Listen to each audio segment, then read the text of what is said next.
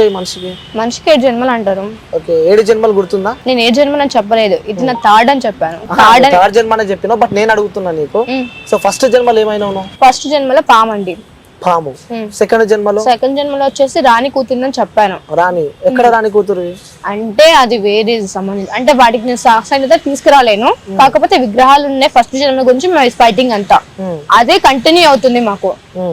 దాన్ని మేము బయటికి అంటే వెలికి తీయాలని చెప్పేసి మా ప్రయత్నం అంతే. ఓకే థర్డ్ జన్మ ఇదే మనిషివేనా? ఇప్పుడైతే మనిషివే. మరి నేను చాలా వీడియోస్ చూసినా నాగం పాము వస్తూ ఉంటది. నాగపాము వస్తుంది కాదండి, నాకు కుబుసం వస్తుంది అని చెప్పాను. అది కూడా పౌర్ణమి రోజు మాత్రమే. అంటే పౌర్ణమి గడలు స్టార్ట్ అయినప్పటి నుంచి ఎండింగ్ అయిపోయినాక ఆ కుబుసం అనేది ఊడిపోతుంది. నేను రిపోర్ట్స్ చూపించాను, వీడియో చూపించాను, అయినా సరే ఎవరికి క్లారిటీ లేదు. నేను చీట్ చేయొచ్చు కానీ రిపోర్ట్స్ అంటే ఏం చెప్తారు మీరు? ఇప్పుడు పాముకు కుబుసం అనేది కామన్. అవును. సో నాకు కూడా అలాగే, కాబట్టి మీరు పాము. ఒక జన్మలో పామునండి. ఇప్పుడైతే నేను పాముగా మారట్లేదు, నేను ఇప్పుడైతే మనిషినే అని నేను చెప్పాను. సో దేనికోసం ఈ ఫైటింగ్ అంటే విగ్రహాలు. అప్పుడు మేము చేసిన పూజలు సంబంధించిన విగ్రహాలు ఇప్పుడు తీయాలనేది. ఎప్పుడు? ఫస్ట్ జన్మ అండి. ఇదంతా ఫస్ట్ జన్మ గురించి మాత్రమే జరుగుతుంది. ఈ పోరాటం గురించి పోరాటం చేస్తున్నావు. మరి సెకండ్ జన్మ రాణిగా ఉన్నావు కాబట్టి అప్పుడు కూడా అదే రిపీట్ అయింది నాకు. అంటే సెకండ్ కూడా విగ్రహాలు తీయడము చేద్దాం అనేది వాటి కోసమే చనిపోయాం మళ్ళీ. ఓకే సో పక్కన తీసుకొచ్చావు. చెప్పాను కదా, నా పేరు శ్రీనివాస్. నాగకార్తికేయ గత జన్మ. ఫస్ట్ పేరు. సో గతంలో మీరు ఇంటర్వ్యూస్ ఇచ్చినప్పుడు నాగకార్తికేయని తీసుకొస్తా అని చెప్పి చెప్పడం, ప్రేమిస్తున్నా అని చెప్పాను. తర్వాత వచ్చినప్పుడు మేము దీనికోసం ఫైట్ చేస్తాం, దీని వరకే అని చెప్పాను. తీసుకొస్తాను కూడా ఒకసారి నేను ఆల్రెడీ ఇంటర్వ్యూలు చెప్పానండి. చెప్పిన తర్వాత కూడా ఎవరికి మైండ్ కి స్ట్రైక్ అవ్వలేదు. ఫస్ట్ అయితే నేను రివీల్ చేసేసాను ఇతనే అని చెప్పేసి. బట్ మీడియా ఎవరు చూడసారో, జనాలు చూసారో లేదో, గమనించారో లేదో నాకు తెలియదు. ఫస్ట్ చూపించాను, మళ్ళీ సెకండ్ టైం కూడా నేను చూపిస్తున్నా. ఓకే సెకండ్ టైం కూడా చూపిస్తున్నారు.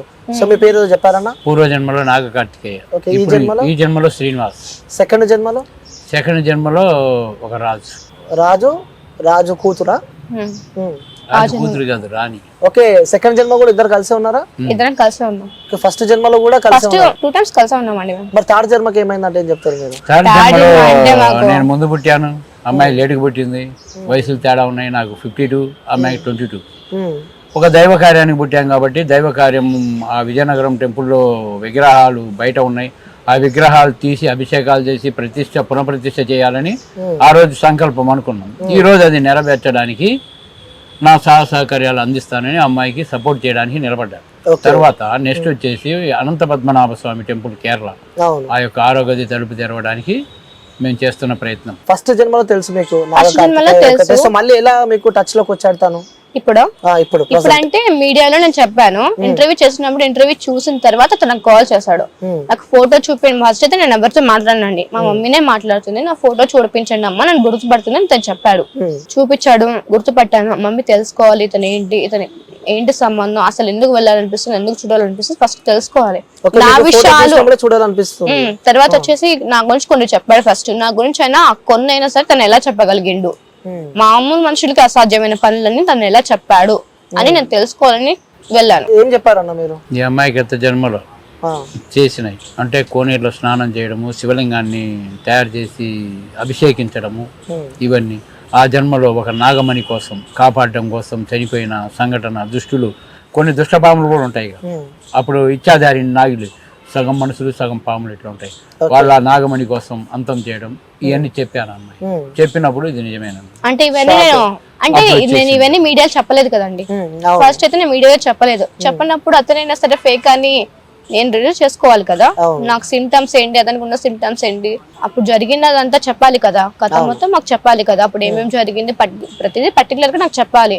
చెప్పండి నేను కూడా రష్ చేయకూడదు. ఏ మనిషి అవును నేను నాగకార్తికేయను అని వస్తూ ఉంటారు.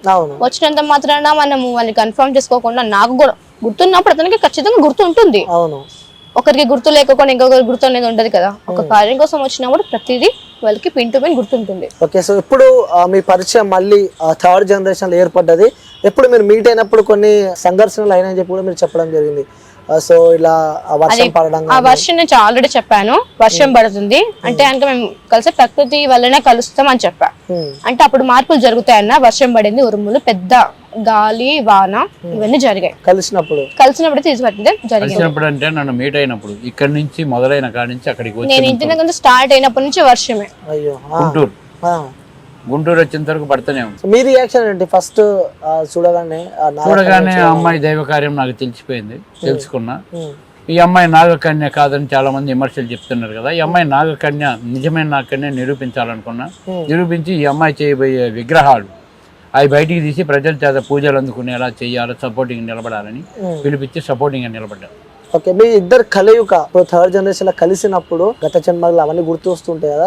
గుర్తుంటాయి, కొన్ని చెప్పడానికి ఉండదు, దైవ రహస్యాలు ఉంటాయి కదా కొన్ని. దాంట్లో ఒకటి చెప్పడం వల్లే నాకు చాలా రూమర్స్ వస్తున్నాయి.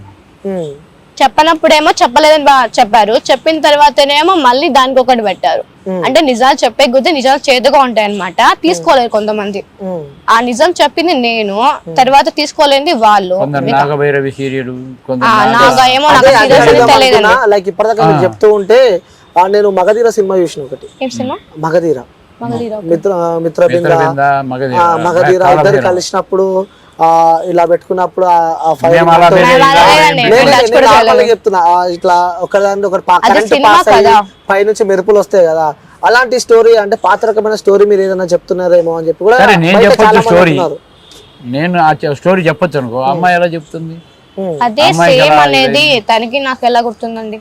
అంటే ఇద్దరు కలిసి తను ఉండేది గుంటూరు, నేను ఉండేది హైదరాబాద్.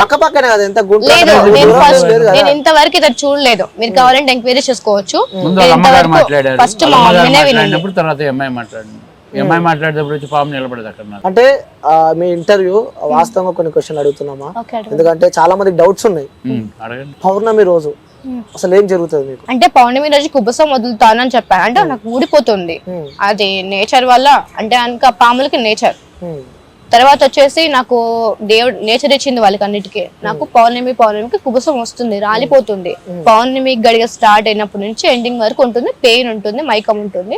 అది వదిలినంత వరకు ఎవరితో మాట్లాడరు, తినరు, ఏమి చేయరు. అంటే అది వదిలిన తర్వాత తినొచ్చేమో కానీ ముందు తినలేరు. మీకు ఎప్పుడు తెలిసింది ఇలా? ఇది 18 years పడ్డప్పటి నుంచి నాకు స్టార్ట్ అయింది. అప్పటి నుంచి స్టార్ట్ కావాలి. నాకు 18 నుంచి స్టార్ట్ అయింది. గతం అనేది గుర్తున్నది మాత్రం 9 years నుంచి. ఫస్ట్ జన్మలు ఇద్దరు పాములు కాబట్టి, నాగకన్య మీరు కాబట్టి. మీరు ఏం పాము అప్పట్లో? అంటే పాములలో కూడా పేర్స్ ఉంటాయా, నేమ్స్? మీరు సో ఆ జన్మల ఇద్దరికి పెళ్ళైన సందర్భాలు గుర్తున్నాయా మీకు? ఇంకా కొన్ని షేర్ చేసుకుంటారా? చెప్పండి. అంటే ప్రతిదీ అనేది ఒక దానికి ముడిపడి ఉంది. దాని గురించి నేను చెప్పినందుకే కొంతమంది నన్ను చెప్తున్నారు కిడ్నాప్లు అంటారు. అంటే నేను ఫస్ట్ ఇంటర్వ్యూ చేసినప్పుడు ఒక అతను చెప్పాడు, ఆ అమ్మాయి నాగకన్య అంటుంది, నేను నిధుల గురించి మాట్లాడలేదు. ఫస్ట్ వచ్చేసి. సెకండ్ వచ్చేసి ఆ హుండీ నిండిపోతుంది, అమ్మాయితో ఏవేవో పూజలు చెప్పిస్తున్నారు. తర్వాత వచ్చేసి అమ్మాయి ఎవరెవరో అంటే ఏమో దోషాలు అంటారు కదా, దోషాలు పోటెత్తుతున్న జనం, దోషాలు ఉన్నాయని చెప్పేసి ఇవన్నీ మాట్లాడారనమాట. ఒకసారి మీరు వచ్చి చెకప్ చేసుకోండి, తర్వాత మీరు కన్ఫర్మ్ చేసుకోండి అని చెప్పారు. వాళ్ళకి నచ్చినట్టు వాళ్ళ ఇంటర్వ్యూలలో, అంటే వాళ్ళకి ఉన్న పర్సనల్ ఛానల్స్లలో వాళ్ళు ఇంటర్వ్యూ చేశారు. మీరు నన్ను అడగాలి కదా, మిమ్మల్ని నన్ను అడిగి మీరు నా దగ్గర వచ్చిన తర్వాత తెలుసుకొని మాట్లాడాలి. అవేం తెలుసుకోకపోకుండా అమ్మాయిని చెట్టుకు కట్టేసి గ్రద్దలను ముంగీసలను వదిలి ఆ అమ్మాయి నిధులు ఎక్కడున్నాయో చెప్పమనండి, తీయమని అంటున్నాడు. అతనికి ఏమైనా కరెక్ట్ అనిపించింది? బ్లాక్మెయిల్ చేస్తున్నారు. ఏమని?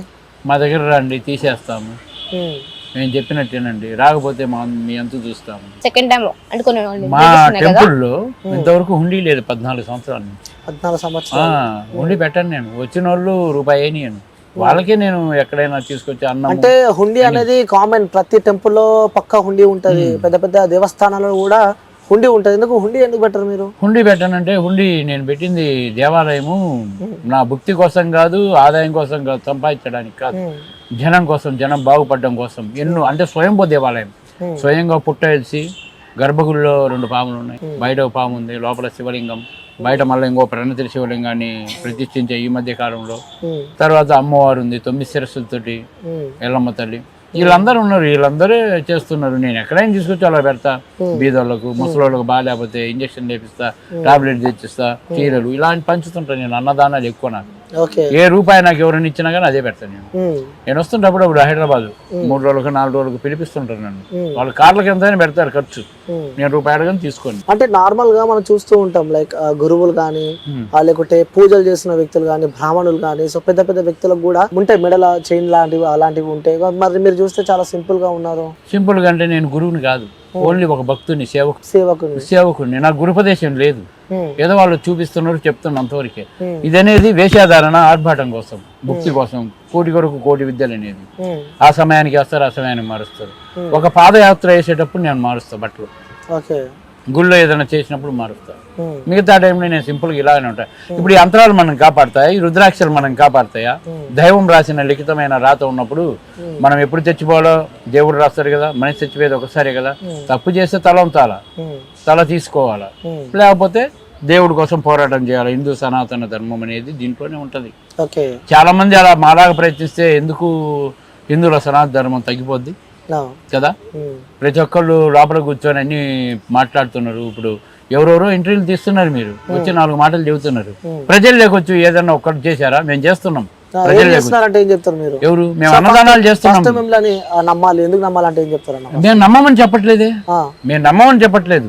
మా దారి అక్కడ దాకా దేవుడు నడిపిస్తాడని చూస్తున్నాం. విజయనగరం టెంపుల్ దగ్గరికి, అనంత పద్మనాభ స్వామి దగ్గరికి ఎంతో మేధావులు, పీఠాధిపతులు, నాగసాధువులు, అఘోరాలు ఉన్నారు. వాళ్ళు తీయలేము, మేము తీయలేదు. వీళ్ళ వల్ల ఏమవుతుంది? ఎక్కడో మారుమూలు ఉన్న వాళ్ళు అంటారు. మారుమూలు ఉన్న ఎక్కడెక్కడో వచ్చాం కదా ఇక్కడికి, అక్కడికి మమ్మల్ని తీసి మమ్మల్ని పరీక్షించమను. లేకపోతే మేము అక్కడికి పోవడానికి ప్రయత్నించాలి. ఒక కొన్ని వాయిస్ రికార్డింగ్ నేను వినడం జరిగింది. సో నిజంగా నాగం పాము అప్పుడు నేను గుడి వదిలిపెట్టుకుంటా అని చెప్పి కూడా గుడికి సంబంధించిన వ్యక్తులు కాదు. అతను ఏమన్నాడంటే కెమెరా ముందు పామే చూపించు, నేను గుడిని వదిలేస్తా. నేను చెప్పలేదు ఎక్కడే కానీ నేను పాముగా మారుతాను, ఈ జన్మలో పాముగా మారుతాను నేను ఎక్కడ చెప్పలేదు. అవును. అప్పుడు నువ్వు మారమంటే నేను ఎలా మారుతాను? ఇప్పుడు మంచిగా వచ్చింది కార్యం కోసం మాత్రమే, మా పని మేము చేసుకోవాలి. మీకు మళ్ళీ ప్రూవ్ చేసుకోవాలంటే మేము తీసిన తర్వాత మీరు నిజమని నమ్మచ్చు. మీరు అయితే ఫస్ట్ అతను ఏమన్నాడు, నేను అమ్మాయిని కలవలేదు, అమ్మాయితో నేను మాట్లాడలేదు. తర్వాత సెకండ్ ఏమన్నాడు, నేను అమ్మాయి వచ్చి చికెన్ తినింది జాగ్రత్తతో కలిసి అనింది. మరి అలాంటప్పుడు నువ్వు నన్ను కలవనప్పుడు నేను చికెన్ తినే విషయం నీకు తెలుసు. ఒకవేళ తిన్నా అనుకుంటే, నేను నాన్ వెజ్ తిన్నాను, నేను తినలేదండి. ఒకటి నాకు ఎగ్స్ పడవు, చికెన్ పడదు, నేను ఓన్లీ పాలు తాగుతాను. అది కూడా నాకు ఎక్కువ, నేను రైస్ కూడా తీసుకోను.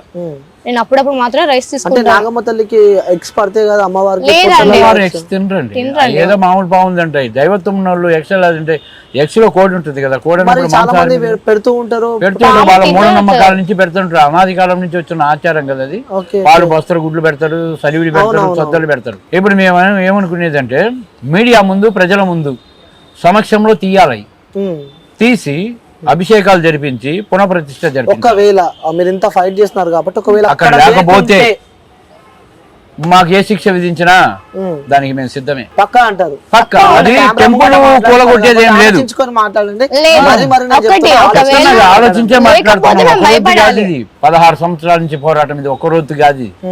ధ్యానాలు చేసుకుంటూ మా పనులు మేము చేసుకుంటూ ఎవరి దగ్గర రూపాయి తీసుకోకుండా. ఇప్పుడు టెంపుల్ దగ్గర కాదు, టెంపుల్ ముందుంది. ముందున్న దాన్ని తీయడానికి ఇవ్వచ్చు పర్మిషన్. టెంపుల్ కూడా కట్టాలి, టెంపుల్ కింద లేనే లేదు. అంటే మీకు ఎలా తెలుస్తుంటది అక్కడ ఆ ప్రదేశంలో? మేమే కదా పెట్టింది.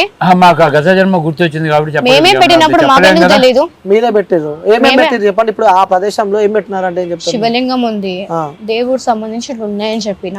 అందుకనే నేను ఏ విషయంలో గుప్త నిధుల గురించి ఎక్కడా మాట్లాడలేదు. కావాలంటే మీరు చూసుకోండి మళ్ళీ. ఇప్పుడు మీరు ఇక్కడ ఈ ప్రదేశంలో ఉన్నారు కాబట్టి ఇక్కడ చుట్టుపక్కల ఏమన్నా ఉన్నాయా? లేవు. మీరు ఎక్కడెక్కడ పెట్టినారు? అప్పుడు మేము అక్కడ పెట్టింది నేను చెప్పానండి. అది ఒకటే మేము పెట్టింది. ఇద్దరు కలిసి పెట్టినారా? శివలింగం మేము చేసే పూజ శివలింగమే అది. అప్పుడు దానికి వెళ్ళిపోయింది. సో ఇవన్నిటికీ సరే నేను నమ్ముతున్నా కాబట్టి సో జనాలు కింద కామెంట్లు జనాలను పిచ్చోళ్ళని చేస్తున్నారా? ఎలా గుర్తొస్తుంది అంటే అంత పిచ్చోళ్ళ కనిపిస్తున్నారా? సరే, జనాలను పిచ్చోళ్ళని చేస్తే మాకు ఒరిగేది ఏముంది? మేము చేసే పనులకు మా పనులు వదిలేసి దీంట్లోకి రావాల్సిన పని లేదుగా. అనంత పద్మనాభ స్వామికి ఎందుకు టార్గెట్ పెట్టాం? దానివల్ల ప్రళయం వస్తుంది, ప్రజలు నానాకు ఇబ్బంది పడుతుండే, అనేక వైరస్ వస్తుంది. దాంట్లో ఉన్న ఒక శక్తుల ఆహాకారాలే శక్తి రూపంలో వచ్చేసి జనం. ఇప్పుడు అరుంధతి సినిమా చూసారా? వాడు సమాధిలో ఉన్నాడు, వాళ్ళలోంచి వచ్చిన గాలి జనాలను ఎంతటి వైరస్ చేస్తుంది. అలానే ఇది జరుగుతుంది. ఆ టెంపుల్ తీయొచ్చు కదా మరి, ఇంతమంది పెద్ద పెద్దోళ్ళు. మేము వెళ్తామంటున్నాం కదా, మరి టీ లేకపోతే మనం లోపల తోసేయమను డైరెక్ట్ చెప్తున్నారు. డైరెక్ట్ డైరెక్ట్ గానే చెప్తున్నాము. మమ్మల్ని ఏం చేసినా సరే మిమ్మల్ని ఒక్కరోజు నాగబంధాలు ఏందో మేము చూసుకుంటాంగా. అంటే మాకేం మంత్రాలు రావు, వేదాలు చదవలేదు, ఏం చదవలేదు, ఓన్లీ జ్ఞానం. జ్ఞానం గుర్తొస్తుంటా మనం పడుకున్నప్పుడు పోయిన జన్మల అవన్నీ ధ్యానం చేసినప్పుడే. ఇప్పుడు ఒకసారి గుర్తొచ్చినప్పుడు ట్యాబ్కు గుర్తు రావాల్సిన పని ఏం లేదు. మనం చేయబడిన పని రేపటి విషయం ఏంటి చెప్పేది. ఇక్కడికి ఆజ్ఞ ఉంది కాబట్టి మేము రాగలిగాం. ఎక్కడెక్కడో స్టూడియోలు అందరు పిలిచారు కానీ నేను అక్కడికి రాను. ఇక్కడికి రావాలంటే ఇక్కడికి ఎవరు వస్తారని వాళ్ళ అమ్మగారు అన్నారు. లేదు, వస్తారు ఖచ్చితంగా. శివాజ్ఞ లేదు, సీమైన ఉంటుంది కాబట్టి శివాలయం కాబట్టి వస్తారన్న. అప్పుడప్పుడు ఫోన్లు చేయమని చేశారు, వచ్చేసారు. అవును, వచ్చేసారు. అంటే మీరు ఎప్పుడన్నా నాగకన్య కాబట్టి సో ఈ జనరేషన్ లో ఇప్పుడు ప్రజెంట్ ఉన్న సిచ్యువేషన్ లో పాములు మీకు కనిపించడం కానీ? నాకైతే పాములు కనిపిస్తాయని నేను చెప్పాను. నాకైతే దైవ సర్పాలు అనేవి ఎవరికి కనిపించవండి. దైవ సర్పాలని నేను చూసాను, నార్మల్ సర్పాలని నేను చూసాను. నార్మల్ సర్పాల దగ్గరికి వెళ్ళినప్పుడు నాకు భయం అనిపించలేదు. ఆ పాములను చూసినప్పుడు నాకేం భయం అనిపించలేదు. భయం అవుతుంటుందా మీకు? నాకు అసలు భయం అనిపించదు. నార్మల్ పాములను చూస్తూ ఏం లేదండి, అసలు భయపడదు. నాకైతే భయం లేదు. ఎక్కడ కనిపిస్తుంటాయి మీకు ఎక్కువ దైవ పాములు అంటే? దైవ పాములు అంటే నాకు కనిపిస్తూనే ఉంటాయి. అంటే ఏ ప్రదేశాలు ఎక్కువ ఉంటాయి అంటే? ఏ ప్రదేశాలు కాదండి, మనం చూడాలనుకుంటే అవి మా టెంపుల్ చేస్తారు. ఒక్క పాము ఎవరికి కాట్ అయ్యేది, ఎవరికి దర్శనం లభిస్తుంది ఆ టైంలో. కనిపిస్తాయా మాకు? అదే ఎవరు అదృష్టవంతులు ఆ టైంలో లభిస్తాయి.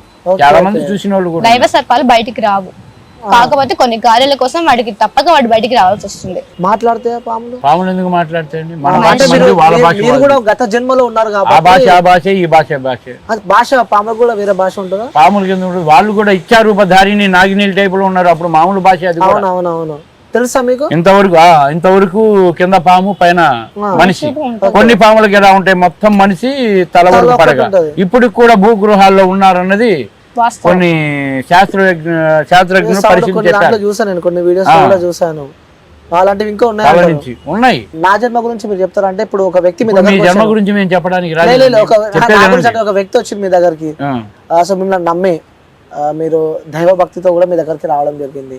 సో భక్తికి మంచి చెడులు ఏమైనా చెప్పండి, చెప్తారా భక్తులు? ఆ టైంలో ఆ దేవుడి ఆజ్ఞ శివుడి ఆజ్ఞ ఉంటే ఖచ్చితంగా చెప్తాం. సో ఇప్పుడు ఏమైనా చెప్పగలుగుతారా? ఇప్పుడు చెప్పడానికి రాలేదు, గుడి దగ్గరనే ఉన్నాము, ఇంటర్వ్యూ ఇవ్వడానికి వచ్చాము.